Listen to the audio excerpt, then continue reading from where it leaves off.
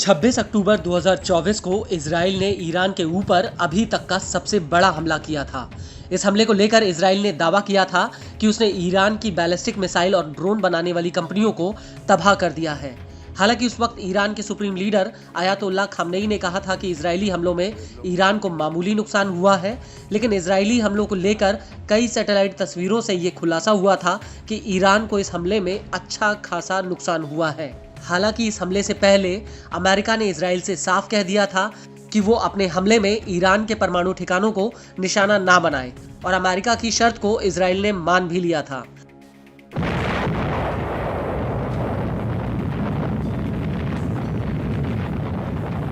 लेकिन अब इस हमले को लेकर एक बहुत बड़ा खुलासा हुआ है।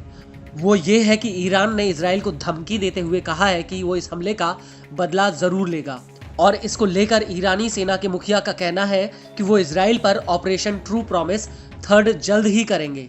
दरअसल ईरानी सेना के मुखिया मेजर जनरल अब्दुल रहीम मूसावी ने इजराइल को चुनौती देते हुए कहा कि हम इजराइल पर जवाबी हमले के लिए प्रतिबद्ध हैं और हम इसका समय और तरीका खुद तय करेंगे। हम इस हमले से हिचकेंगे नहीं। हमारा जवाब इजराइल के लिए कुचलने वाला होगा।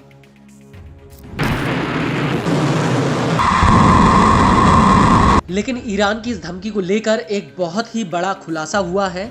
वो ये है कि 26 अक्टूबर 2024 को इजराइल ने ईरान के प्राचीन प्रांत में ईरान के टॉप सीक्रेट परमाणु अड्डे को तबाह कर दिया था। इसकी वजह से ईरान की परमाणु हथियार बनाने की ताकत को बहुत बड़ा झटका लगा है।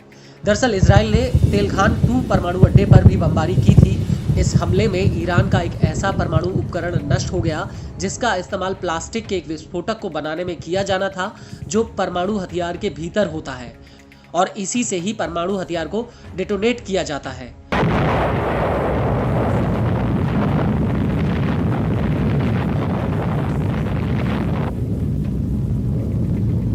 गौर करने वाली बात यह है कि ईरान का यह परमाणु अड्डा तेहरान के दक्षिण पूर्व से करीब 32 किलोमीटर की दूरी पर है, और ईरान ने इस परमाणु अड्डे को खुफिया तरीके से छिपाया हुआ था।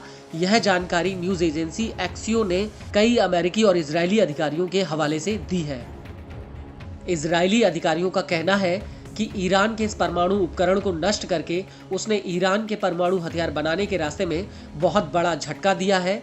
इसके अलावा यह हमला ईरान के लिए एक ऐसा संदेश है कि ईरान चाहे जितनी भी अपनी खुफिया जानकारी छिपा ले, उन सब की खबर इजराइल को है।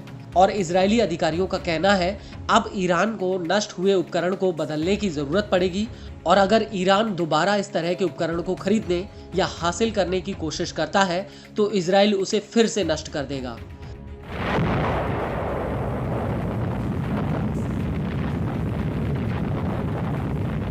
इसको लेकर एक इजरायली अधिकारी का कहना है कि यह उपकरण ईरान के लिए सबसे बड़ी अड़चन है और इसके बिना ईरान परमाणु हथियार नहीं बना पाएगा।